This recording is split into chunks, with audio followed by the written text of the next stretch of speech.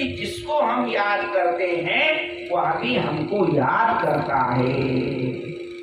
गीता में श्लोक है, क्या श्लोक है?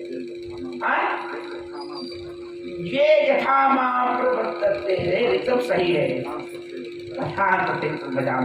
जो मुझको याद करता है मैं वैसे उसको भजता हूँ, वैसे ही मैं याद करता हूँ। यदि आप मुझको याद करोगे तो भगवान भी आपको याद करेंगे। ये मन का खेल है सारा।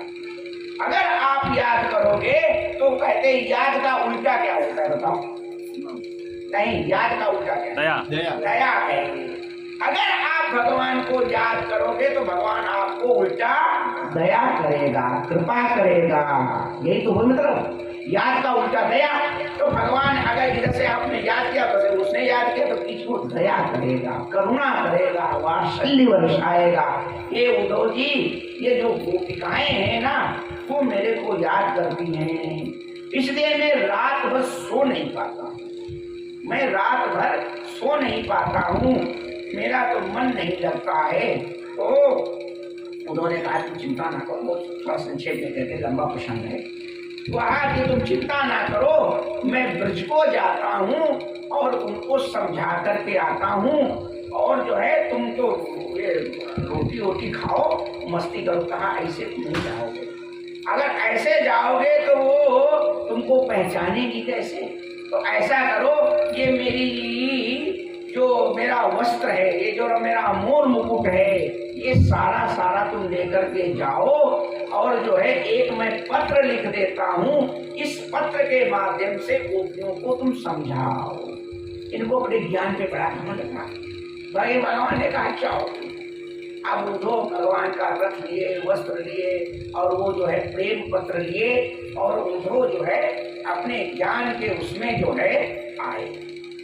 मथुरा से चले वृंदावन आए, तो वृंदावन आकर के पूछने लगे लोगों से, ब्रजवासियों से, हे भैया ये नंद बाबा का महल किधर पड़ेगा?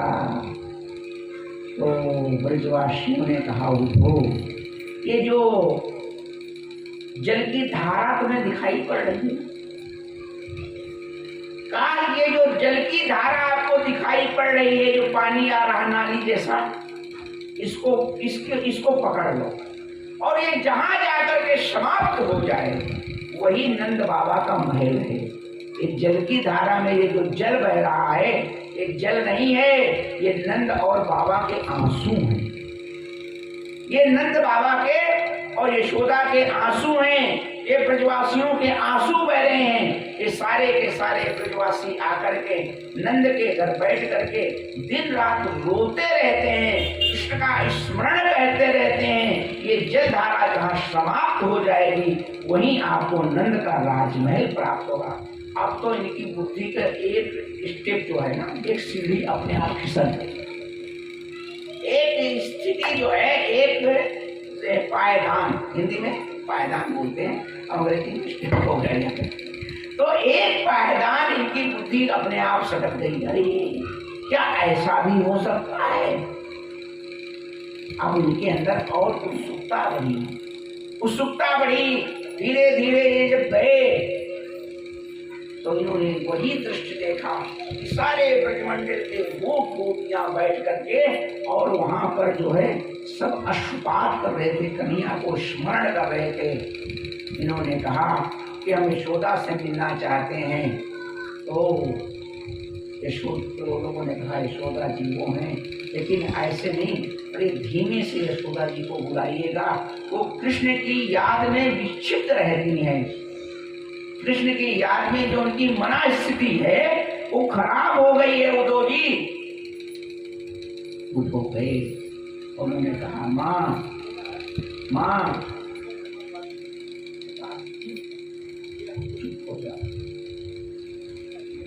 मत चिल्लाओ, मेरा कन्हैया भी, तो मैंने भी उसको सुलाया है। अगर तुम ज्यादा आवाज करोगे तो मेरा लाला जल जाएगा। अब उन्होंने कहा कन्हैया को तो मैं मथुरा में छोड़ करके आया था और माता कह रही कि मैंने अभी इसको सुलाया है। वास्तव में जो ब्रजवासियों का प्रेम है वो अकथनीय है। अब इनकी दूसरी ज्ञान की धारा और किनारे हो गई। कहा माँ हमें कन्हैया दिखाओ। माना एक झूले में, एक पल्ले में कपड़े का बना करके उसके ऊपर चादर डाल रखी थी, और जैसे कि अरे हमें लगता कन्हैया उठ के कहीं चला गया है, अभी तो सो रहा था। इस प्रकार से जब वातावरण देखा तो उद्धव की बुद्धि खत्म हो गई। इसके बाद में उद्धव ने श्री राधा जी के विषय में पूछा, गोपिकाओं के विषय में पूछा, और उद्धव जी राधा जी से भी मिलते हैं, गोपिकाओं से मिलते हैं। गोपिकाएं कहती हैं कि हे श्याम जी, हे उद्धव जी, मेरे कन्हैया ने मेरे लिए क्या संदेश भेजा है। तो उद्धव कहते हैं देखो मैं एक पत्र लेकर आया हूँ, और उस पत्र को जैसे सुना तो पत्र की उसमें क्या लिखा था किसी को पढ़ने का अवसर नहीं है। हमको लिखोगा, हमको लिखोगा, हमको लिखोगा। वो पत्र को छीनी और पत्र को छीनने में उन्होंने फाड़ करके सीताराम कर दिया। बोलो वृंदावन बिहारी लाल। यानी कि पत्र पढ़ना तो दूर, भगवान कृष्ण ने पत्र लिखा है, हमको लिखोगा, हमको लिखोगा, यानी पत्र ही फट के समाप्त हो गया। पत्र में क्या लिखा है पता नहीं चला। फिर उन्होंने बहुत कुछ समझाने की चेष्टा की और कहा कि तुम कृष्ण को याद मत करो, तुम तो अपना खाप पी करके शयन किया करो, और उसमें तुमको कृष्ण स्वप्न में ही दिखाई पड़ेगा। कहा उद्धव तुम पागल हो गए, स्वप्न किसको आता है ये बता दो, स्वप्न किसको आता है? कहा जो सोता है। जब से कृष्ण गए हैं तब से ये निद्रा हमारी बैरी हो गई है, तब से हमको नींद ही नहीं आती है। स्वप्ने पश्यन्ति या कांता, जो स्वप्न में भी अपने प्रीतम का दर्शन कर लेती हैं वो स्त्री भाग्यशाली है। जो अपने स्वप्न में भी अपने प्रीतम का स्मरण कर लेती है वो स्त्री भाग्यशाली है। स्वप्ने पश्यन्ति या कांता धन्यस्ता सखीयोषितः, जिसको स्वप्न आता है सखी वो स्त्री धन्य है। अस्माकं तु गते कांता, हमारे तो प्रीतम भी चले गए हैं, और तब से जब से मेरे प्रीतम गए हैं गता निद्रा भी वैरिणी, ये निद्रा भी तब से हमारी शत्रु हो गई है, यानी कि हमको नींद नहीं आती है उद्धव जी। अब उद्धव जी ने कहा रे बाप रे बाप, ये तो बड़ी अद्भुत लीला है। कन्हैया कितना निष्ठुर है, कितनी बड़ी प्रेम की परिभाषा को छोड़ करके मथुरा चला गया। अब इनका जो बुद्धि थी, जो ज्ञान था, वो भी हवा हो गया। अब तो ये अभी तक ज्ञानी बन करके आए थे, अब ये स्वयं भगवान को ही दोषी देने लगे। कन्हैया बड़ा गड़बड़ किया, कन्हैया को तो ऐसा नहीं करना चाहिए था। इनकी बुद्धि ठिकाने लग गई और इन्होंने यहाँ पर जो है ब्रह्म ज्ञान का उपदेश करने की बड़ी चेष्टाएं की। और कन्हैया को कहा कि रे तुम कहाँ चक्कर में पड़ी हो, तुम कहाँ चक्कर में पड़ी हो, किसके चक्कर में पड़ी हो? हे सखियों, तुम तो जो है निर्गुण निर्विकार ब्रह्म की उपासना करो। तो गोपिकाओं ने कहा उद्धव से, हे उद्धव ये बताओ शरीर में मन कितने होते हैं? मन कितने होते हैं? तो कहा मन तो एक ही होता है। मन जब एक होता है तो जो मन मेरा है, मेरे पास 10-20 तो मन है नहीं। एक मन जो था वो तो गोविंद के साथ चला गया। उद्धव मन न भये 10-20, एक हुतो सो गयो श्याम संग को राधे। हे उद्धव, मेरे पास तो एक ही मन था, और एक मन जो था वो गोविंद के चरणों में मैंने समर्पित कर दिया। अब तुम क्या कहते हो कि मैं किस मन से जो है गोविंद की दूसरे की उपासना करूं? ये बताएं आपको।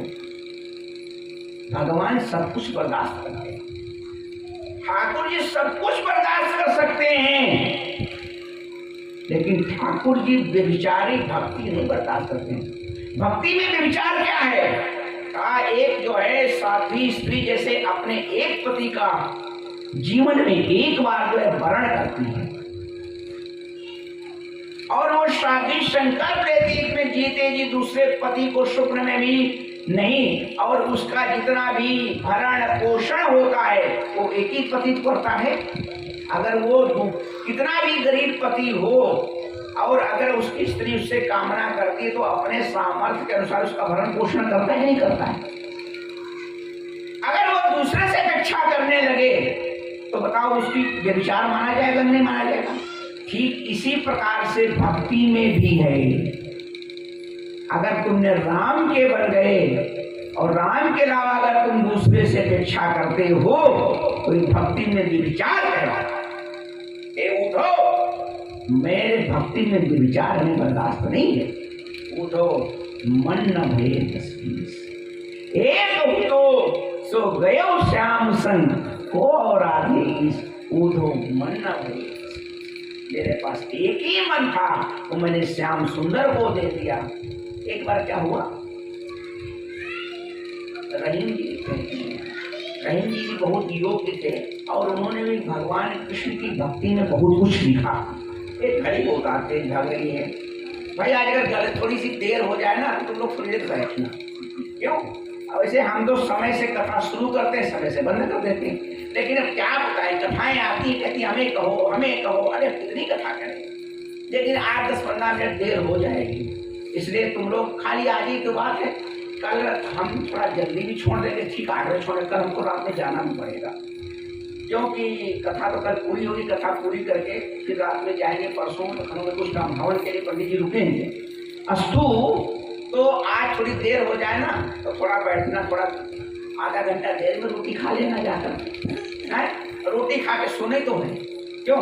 रोज खाती हो, आज नहीं। अब कल एकादशी है, कल एकादशी भी है, कल जो है एकादशी का व्रत रहना है, तो रोटी का भी चक्कर नहीं रहेगा, तो खाली कथा का चक्कर रहेगा। और कल जो है कथा जब हम विश्राम करेंगे तो दोपहर में सुदामा चरित्र और शाम को कथा का विश्राम, जो शेष कथाएं बचेंगी उनका निरूपण करेंगे। अभी ये थोड़ा चरित्र करके फिर भगवान का विवाह करा करके, और अब विवाह में थोड़ी देर हो ही जाती है। अच्छी विवाह बताओ किसका समय पर होता है? किसी का विवाह समय पर हुआ है तो क्या भगवान का कैसे समय पर हो जाएगा? तो थोड़ी बहुत देर हो जाए ना तो थोड़ा आज बैठो, ठीक? बैठोगी ना, कोई भागेगा तो नहीं तो हमें कितनी देर लगेगी, हम तो 1 मिनट में करा देंगे। लेकिन अगर बैठोगे तो थोड़ी कथा का आनंद भी मिलेगा जा करके। तो मैं कह क्या रहा था, मैं खुद भूल गया। आइए 2 बार कीर्तन करो, फिर देखते हैं कहते क्या हम भूल गए। चलो याद आ गया, बोलो बोलो बोलो बोलो, याद आ गया क्या? बोलो हमको याद आ गया हो तो आप बोले। बोलो सीतारामचंद्र भगवान की गोविंद गाले गोपाल गाले, गोविंद गाले गोपाल गाले, गोविंद गाले गोपाल गाले, गोविंद गाले गोपाल गाले। अपने जीवन की नैया पार लगा ले, पार लगा ले, गोविंद गाले गोपाल गाले। अपने जीवन की नैया पार लगा ले, पार लगा ले, गोविंद गाले गोपाल गाले। संग में ना जाएंगे महल अटाले, महल अटाले, संग में ना जाएंगे महल अटाले, महल अटाले। मरने से पहले एक बार गाले, एक बार गाले, गोविंद गाले गोपाल गाले, गोविंद गाले गोपाल गाले। बोले गोविंद भगवान की गोविंद भगवान की जय। तो मैं आपको क्या सुना रहा था कि जो प्रेम होता है, जहाँ प्रेम का आधिक्य होता है वहाँ मान बहुत होता है। तो एक बार क्या हुआ कि एक सखी जो है राधा जी के बालों की चोटी बना रही थी। तो चोटी को क्या बोलते हैं? बीड़ी भी बोलते हैं, बीड़ी। तो और चोटी बना रही थी, बाल में कंघी कर रही थी, तो राधा जी को ज्ञान दे रही थी। क्या? ये कन्हैया बड़ा निष्ठुर है, तुम खाली उसके प्रेम में पागल बनी रहती हो और वो दुनिया भर के भाव खाता रहता है। ये रहीम ने लिखा है, बड़ा अच्छा दोहा है। ऐसा करो कि तुम भी कन्हैया से एक दिन रूठ जाओ और फिर जब वो तुमको मनाएगा ना तब उसको जो है पसीने आ जाएंगे, तब तुम मानो। तो राधा जी क्या कहती है? आहा सुनो। सखी सिखावत मान विधि, कैसे मान विधि माने रूठना सिखा रही है राधा जी को कि तुम कन्हैया से बहुत स्नेह करती हो लेकिन तुमको जो है रूठना नहीं आता, इसलिए तुम्हारी इज्जत कम हो रही है। तो सखी सिखावती मान विधि और बेड़ी गूथती बाल, बालों की क्या कर रही है? चोटी बना रही है। तो राधा जी क्या कहती है? पगली हो क्या तुम? हरवे कहो, हर में धीरे कहो। तो हरवे कहो मुहि ही बसती और सदा बिहारी लाल। ये बिहारी का है, और रहीम का नहीं है, बिहारी का तो है। राम रहीम तो राम भक्त थे, ये बिहारी कृष्ण भक्त थे। तो बिहारी क्या कहते हैं कि हरवे कहू, ए धीमे बोलो धीमे बोलो धीमे बोलो। कहा क्यों? मोई जी बसती मेरे हृदय में है, तुम तो खाली हमको झूठ मूठ सिखा रही हो। अगर उसको पता लग गया ना तो वो रूठ गया तो जीवन भर मुझसे नहीं बोलेगा। हरवे कहू मोई ही बसती सदा बिहारी लाल। तो ये उदो मन न भये 10-20 10-20 मेरे पास मन नहीं है उनको जी। ये जो आप अपना ज्ञान लेकर के आए हो, ये ज्ञान आपका आपको मुबारक। हम तो सीधी सच्ची